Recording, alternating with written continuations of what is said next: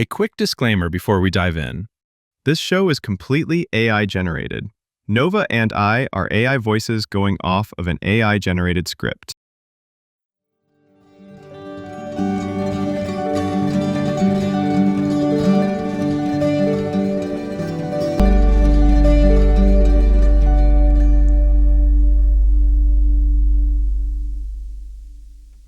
Last episode, we looked at what happens when a story expands without a single guiding direction.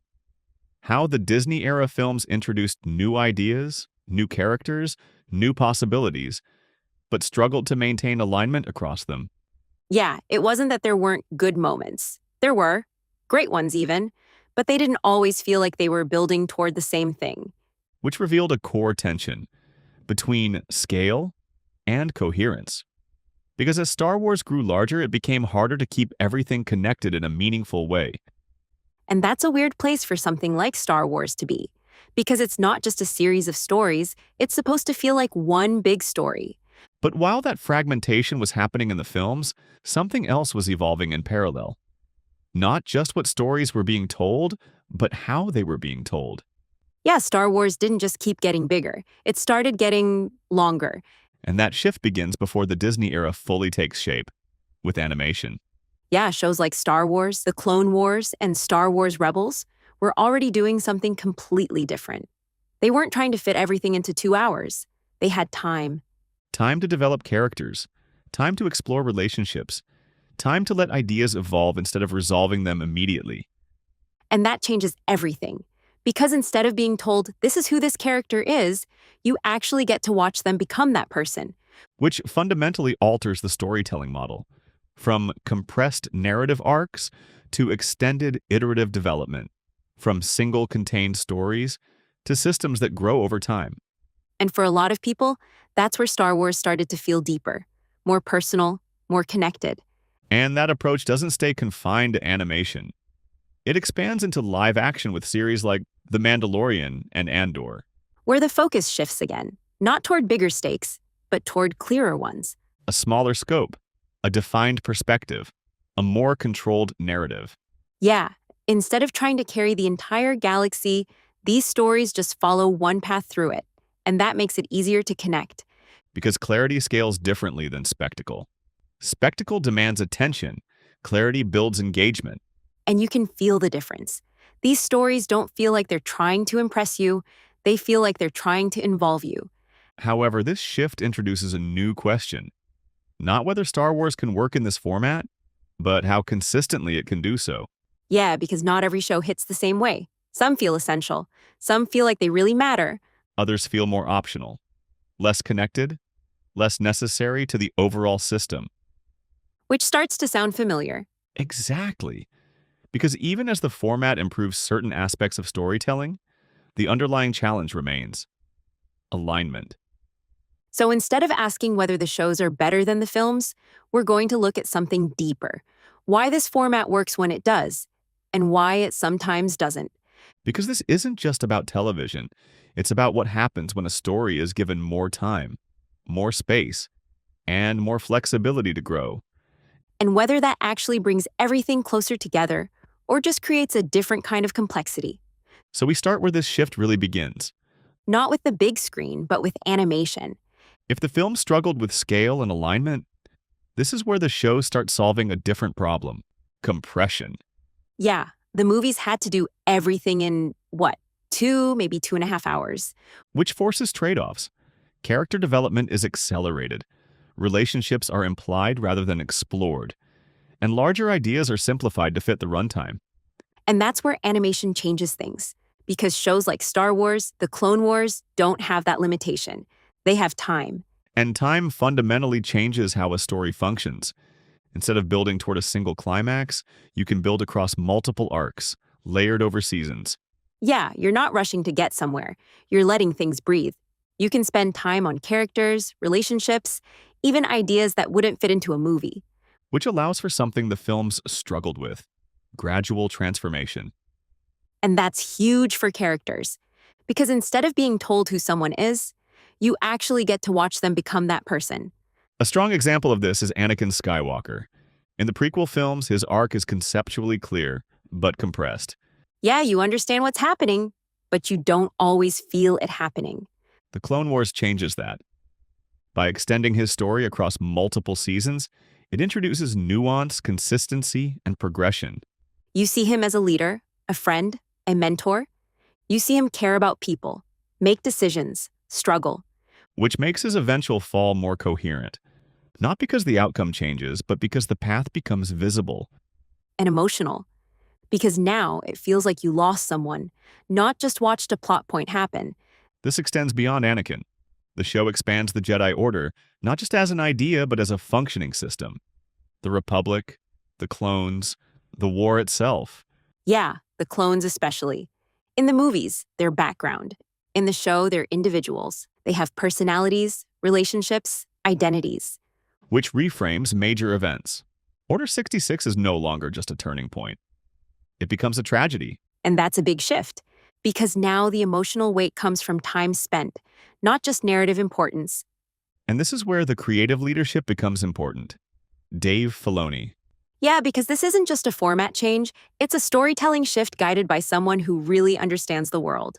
When the Clone Wars began, Filoni wasn't the central figure he is today.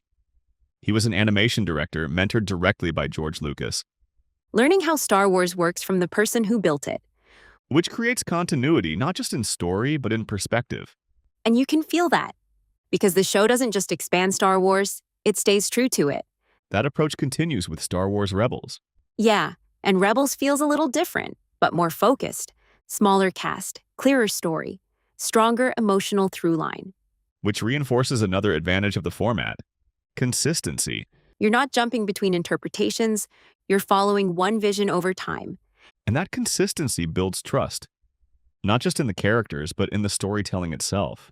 Yeah, the shows don't feel like they're reacting, they feel like they're unfolding. And that brings us back to the core idea of this segment. If the film struggled because they didn't have enough time, The shows succeed because they finally do, time allows for alignment. and alignment allows for connection. And once that connection is established, it starts to do something unexpected. It changes how you see the movies. Once that connection is established, it starts to change something. Not just how the story moves forward, but how the existing story is understood. This is where things get really interesting, because the shows don't just add more to Star Wars, they actually change how you feel about what was already there. Exactly. This is where expansion becomes reinterpretation. The prequel trilogy doesn't change, but the context around it does. And context is everything. Because a lot of the criticism around the prequels was never about the ideas. It was about how those ideas were delivered. Compressed timelines, limited character development, abrupt transitions. Yeah, especially with Anakin. People understood what his story was supposed to be, but it didn't always land emotionally. Which is where Star Wars, the Clone Wars, fundamentally alters the equation. By expanding the timeline of the Clone Wars, it fills in the missing progression. You get to actually see the war, not just hear about it. You see Anakin at his best. You see his relationships deepen. You see the Jedi Order functioning over time, not just in key moments. And that makes everything feel more real, more grounded, more earned. This also applies to the Jedi themselves. In the films, they're presented as an institution, but not deeply explored. Yeah, you're told they're flawed, but you don't always see how. The series changes that. It shows their decision-making, their blind spots, their increasing detachment from the people they're meant to serve. And suddenly, their fall doesn't feel sudden. It feels inevitable. The same is true for the Republic. In the films, its collapse is rapid, efficient, structurally clear, but emotionally distant. But in the show, you watch it happen slowly. You see the cracks form. You see corruption creep in. You see trust break down. Which transforms the shift from Republic to Empire, from a plot transition to a systemic failure. And that's a much stronger idea, because now it doesn't just happen, it builds. And then there's the clones, perhaps the most significant reinterpretation. This might be the biggest change, because in the movies, they're just there. Functionally identical, narratively interchangeable. But in the show, they're people. They have names, personalities, relationships. Which completely reframes Order 66. Yeah, it's not just the clones turned. It's people, individuals, being forced into something they don't fully understand. which adds a layer of tragedy that wasn't present before. And that changes how you experience Revenge of the Sith. Because now, you're not just watching the end of a system. You're feeling the loss of individuals within it. And this approach doesn't stop with a single series, and it becomes a pattern. You start to see more shows building on that same idea, not replacing the movies, but filling in everything around them. Series like Star Wars: The Bad Batch continue exploring the aftermath of the Clone Wars, while anthology-style projects like Star Wars, Tales of the Jedi, and Star Wars, Tales of the Empire focus on specific characters and moments. Yeah, they're smaller stories, but they add a lot. You get more perspective, more detail, more understanding of how everything fits together. And more recently, projects like the Maul-focused Shadow Lord series continue that trend, expanding individual characters into deeper, long-form narratives, now even moving into a second season. Which is kind of the key difference here. These shows aren't trying to redefine Star Wars, they're trying to reinforce it. Which leads to a broader conclusion. When storytelling is given time and consistency, it doesn't just expand a system, it stabilizes it. Yeah, it makes everything feel like it belongs together. And that's something the film struggled with. But the shows start to figure out. Which raises an important question. If animation can deepen the past, what happens when this approach is applied to new stories? Not fixing what came before, but building something new from the start. And that's where the next shift happens. When Star Wars moves from animation into live-action television. So far, we've talked about how animation deepens Star Wars, how it reinforces what was already there. But there's another piece to this, because it's not just about adding depth, it's about connecting everything together. Yeah, it's one thing for a story to feel richer. It's another for it to feel like it actually belongs to something bigger. And that's the difference between isolated stories and a connected universe. A franchise can have great individual entries, but a universe feels like everything is part of the same system. And that's where Star Wars Rebels becomes important. Not because it fixes anything, but because it connects things. Yeah, Rebels feels like a bridge. It takes what was built in the prequels and leads you right into the original trilogy. Structurally, it operates differently than the Clone Wars. Smaller cast, more linear progression, a clearer narrative path. You're following one crew, one ship, one group of people trying to survive and fight back. Which allows for stronger continuity, because instead of jumping across multiple fronts, you stay with a single perspective over time. And that makes it easier to connect emotionally. You're not just watching events unfold, you're seeing how they affect the same people again and again. But beyond structure, Rebels introduces something critical: continuity across eras. This is where it really starts to feel like one galaxy, not separate time periods. Characters, ideas, and consequences carry forward. Threads established earlier aren't dropped, they evolve. And it rewards you for paying attention. If you've seen the Clone Wars, certain moments hit way harder. Which creates layered engagement. New viewers can follow the story, but returning viewers experience additional depth. And that's a big deal, because now Star Wars isn't just expanding outward, it's connecting inward. Exactly. Expansion increases size. Continuity increases cohesion. And cohesion is what makes everything feel meaningful. This is also where the storytelling model begins to shift again, from isolated arcs to interconnected narratives. Yeah, things start to overlap. Characters move between stories. Events ripple outward. Which creates a networked system. Not just one story at a time, but multiple stories existing within the same structure. And when that works, it's really satisfying, because it feels like everything matters. But it also introduces risk. Because now you kind of need more context to fully understand everything. Exactly. Continuity strengthens connection, but it can reduce accessibility. Which is something we start to see more of as Star Wars expands. There's also an interesting comparison here with Star Wars Resistance. Yeah, Resistance is trying to connect into the sequel era, but it doesn't land the same way. It exists within the system, but without the same level of narrative integration. It feels more separate, less essential. Which highlights an important distinction. Connection alone is not enough. You don't just need things to link. You need people to care about what's being linked. Which leads to a key takeaway. Building a universe is not just about adding more stories. It's about making those stories feel like they belong together. And when they do, everything gets stronger. But when they don't, you start to feel the gaps. And this is where things start to transition again. Because once you establish this kind of continuity, the next question becomes, can it scale? Can you take this level of connection and apply it beyond animation? Because animation solved two major problems, time and consistency.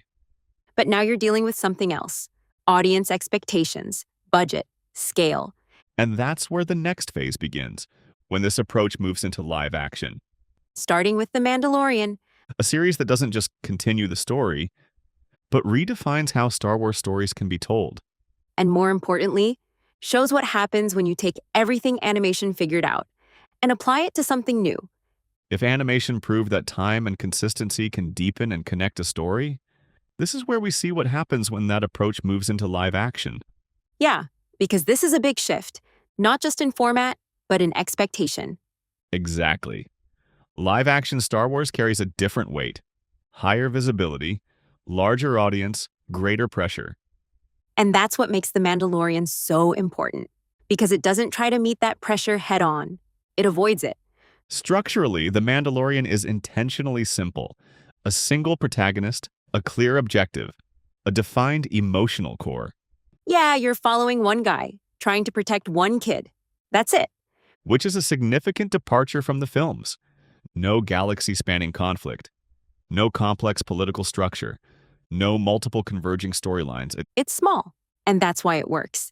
That simplicity creates clarity, and clarity reduces friction, Yeah, you don't have to figure out what the story's doing, you just follow it. which allows the audience to engage immediately. No setup barrier, no required prior knowledge. You don't need to know anything about Star Wars to get it, and that's huge. The core relationship reinforces that clarity.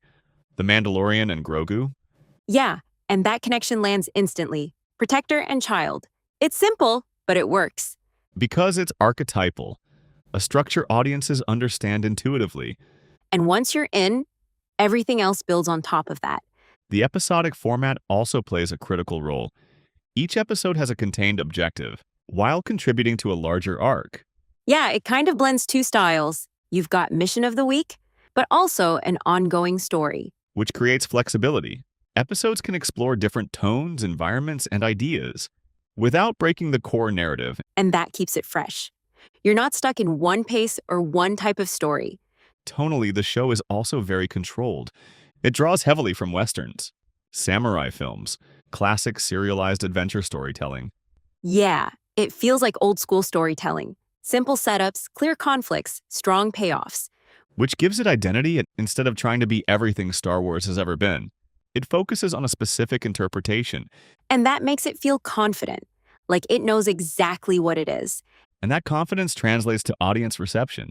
Because when a story feels intentional, it builds trust quickly. Yeah, you're not questioning it. You're just going along for the ride. This is where the lessons from animation become fully visible. Time allows for development. Consistency builds trust. Focused storytelling creates stronger engagement. It's everything that worked in animation, just applied to live action. But there's another layer here. Because while The Mandalorian begins as a contained story, it exists within a larger system. Yeah, it's simple at first, but it's not isolated. Over time, connections begin to form. Characters from other series appear. Narrative threads start linking outward, And if you've seen those other shows, those moments hit way harder. which reintroduces the concept of layered engagement, entry-level accessibility, with deeper rewards for invested viewers. And that's kind of the balancing act. Because at first, anyone can jump in. But as it expands, it starts to expect more from you. Which is where the system begins to shift again, from clarity to interconnected complexity. And that's where things can get tricky. Because now you're trying to do two things at once. Stay focused, while also expanding. Which is difficult to maintain over time. Because expansion introduces new variables, more characters, more storylines, more dependencies. And we've already seen what happens when that gets out of balance. This is also where surrounding shows start to play a role. Series like The Book of Boba Fett and Ahsoka begin to connect more directly into this narrative space. And now it's not just one show anymore. It's a group of shows that all tie together. Which creates a shared storytelling environment, similar to what animation built, but now in live action. And when it works, it's really cool. Because it feels like everything is connected, But it also raises a critical question. If The Mandalorian works because it's simple, what happens when it becomes part of something more complex? Yeah, when it's no longer just its own story, but part of a bigger one. Because success introduces scale, and scale reintroduces pressure. Which is exactly what the films we're dealing with. So the real question becomes, can this model maintain clarity as it expands? Or does it start to lose what made it work in the first place? And that's where the next part of this discussion takes us. Not just what works, but what happens when Star Wars starts pushing beyond what's familiar. When it stops relying on known characters and timelines and starts exploring something new. If The Mandalorian shows how Star Wars can regain focus through simplicity, the next question is what happens when that focus becomes intentional? Not just smaller in scope, but more precise in execution. Yeah, because Mandalorian feels simple on purpose. But this next step feels deliberate. And that's where Andor becomes important, because it represents a different kind of confidence, not just in storytelling, but in restraint. Yeah, Andor feels completely different right away. Slower, more grounded, more serious. And honestly, less like what people expect Star Wars to be. Structurally, it removes many of the traditional anchors. Minimal reliance on legacy characters, limited use of familiar iconography, no central Jedi narrative. There's no lightsabers driving the story, no chosen one, no big, this is the fate of the galaxy energy. Instead, it shifts focus from myth to system.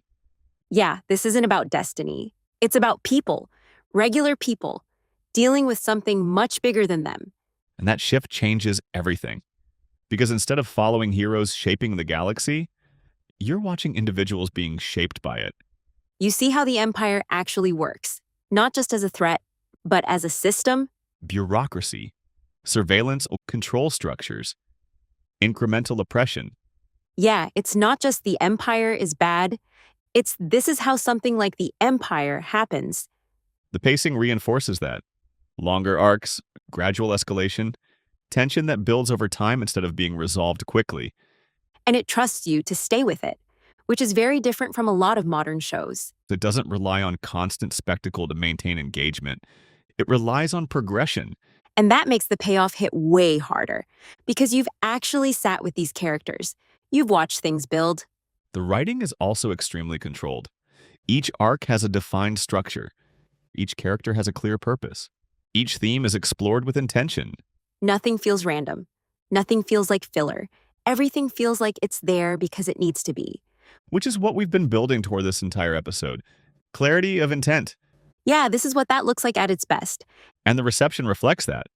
Critically, the show was very well received, often described as one of the most mature and well-written entries in Star Wars. And you see that a lot.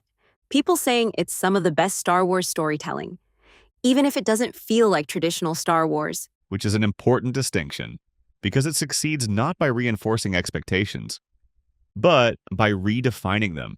And that's risky, because when you move away from what people expect, you risk losing them. But here, the strength of execution compensates for that shift. And emotionally, it lands differently too. It's not about awe or spectacle. It's about tension, pressure, sacrifice. Because the stakes are grounded, and instead of abstract conflict, you see consequences at the individual level. You see what it costs to resist something like the Empire. Which transforms the story from adventure to consequence.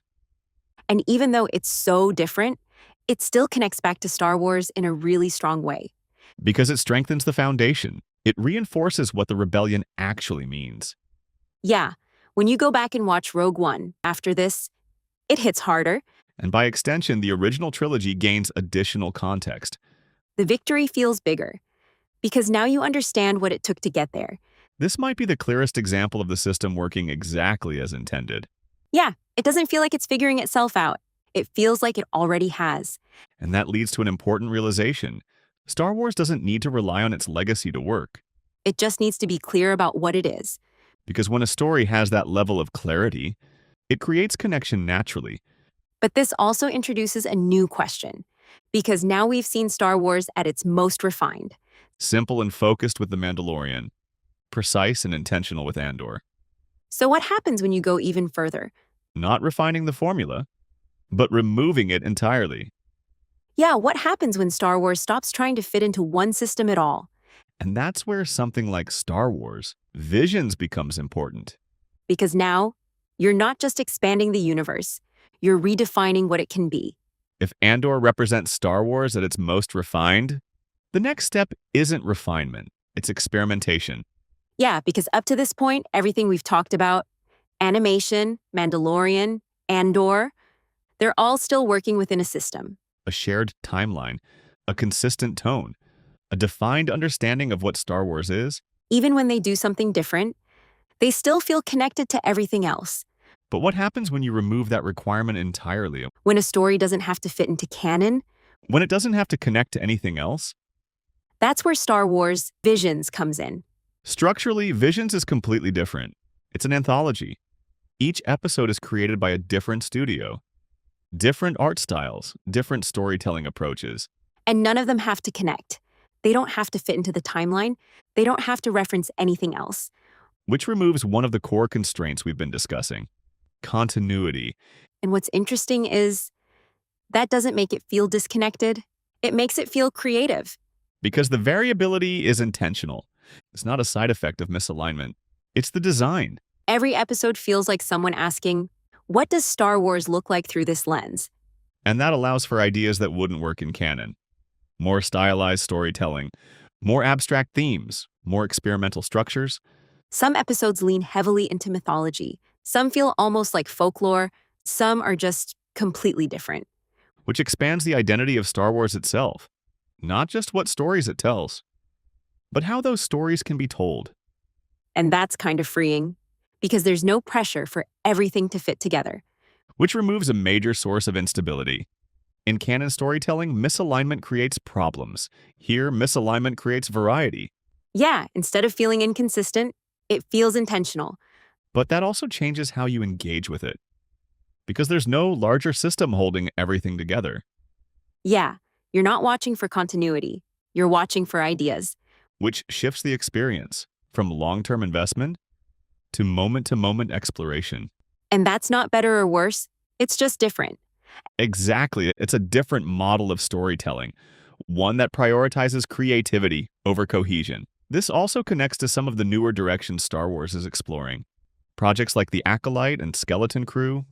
Yeah, these aren't anthology-like visions, but they are pushing into new territory. Different time periods, different tones, less reliance on the core Skywalker narrative. And that comes with both opportunity and uncertainty. Because when you move away from familiar structures, you gain freedom, but you lose built-in connection. Yeah, the audience doesn't automatically know how to engage with it. Which makes clarity even more important. Because now you're not just telling a story, you're establishing what that story is. Which brings us back to the core idea. Alignment creates cohesion, but removing alignment creates possibility. And Star Wars is now trying to balance both. Because on one side, you have highly structured, connected storytelling, And on the other, you have complete creative freedom, and both can work. but for very different reasons. So the question becomes, not which is better, But how do you manage both at the same time? because that balance is going to define what Star Wars becomes next. Whether it continues to feel like one connected universe or something more flexible. And that leads us to the bigger takeaway, not just about the shows, but about the system as a whole. What all of this actually reveals about how Star Wars works now. When we step back and look at everything we've covered, animation, live action, connected stories, standalone experiments, a clear pattern starts to emerge. Yeah, because at first it feels like a lot of different approaches. But when you zoom out, you can see what's actually working. And what's not? At its strongest, modern Star Wars follows a few consistent principles: clarity of intent, focused storytelling, and enough time to develop ideas properly. The stories that really connect, they know what they are. They're not trying to be everything at once. The Mandalorian succeeds through simplicity. Andor succeeds through precision. And the animated shows succeed through time. Exactly. Different approaches, but the same underlying structure. And when those things are in place, everything feels connected, even if the stories are very different. Because connection doesn't come from references, it comes from consistency. On the other side, when those elements are missing, the system starts to weaken. Yeah, when something doesn't feel clear, or doesn't feel like it has a direction, you notice it right away. Because audiences respond to structure, even if they don't consciously recognize it. This is also where scale becomes a factor. Because as Star Wars expands, it introduces more variables, more creators, more tones, more entry points. And that's where things can start to feel uneven. Some stories feel essential, some feel optional. Which is something we've seen before. Yeah, that optional feeling doesn't always help. Because when too much feels optional, the overall system feels less cohesive. And that brings us back to alignment, not as a restriction, but as a framework. Yeah, it's not about limiting creativity, it's about guiding it. Exactly, because creativity works best when it has direction. And that's kind of where Star Wars is right now. It's trying to do both. Maintain a connected universe, while also exploring new ideas and formats. And sometimes that works really well. And sometimes it creates tension, which leads to the central takeaway.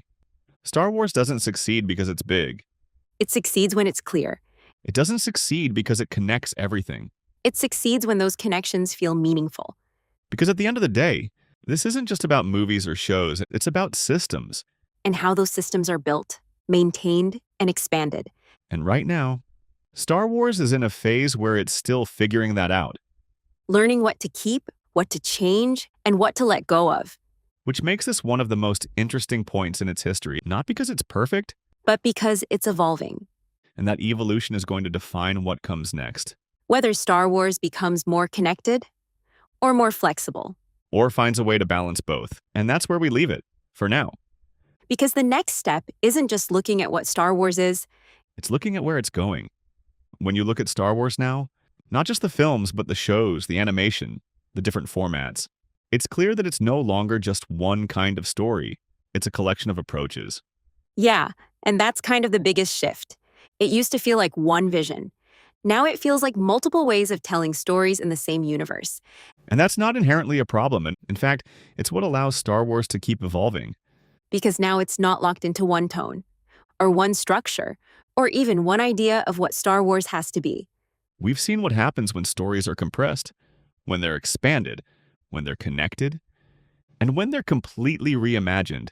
And each of those approaches works. For different reasons. Animation deepens the story, Live action refines it, and experimental formats expand what's possible. but the thing that ties all of it together is clarity Knowing what a story is trying to be. and committing to it.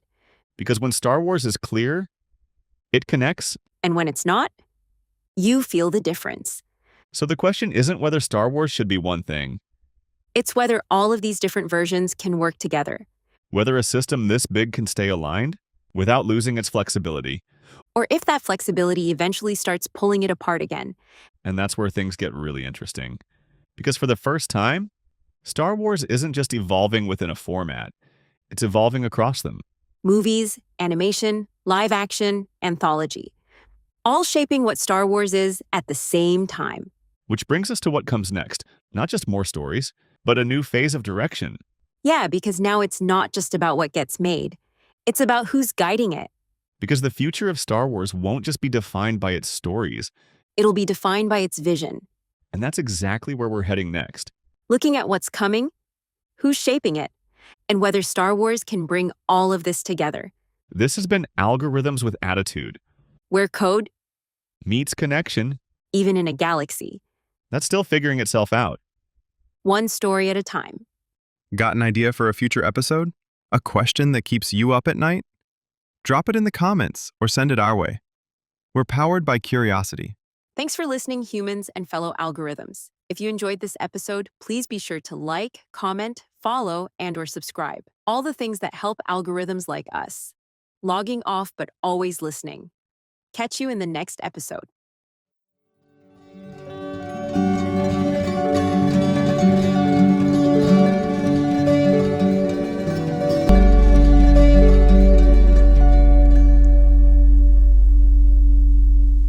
Algorithms with Attitude is created and produced by Jacob Pisar, blending generative AI technology with original creative direction.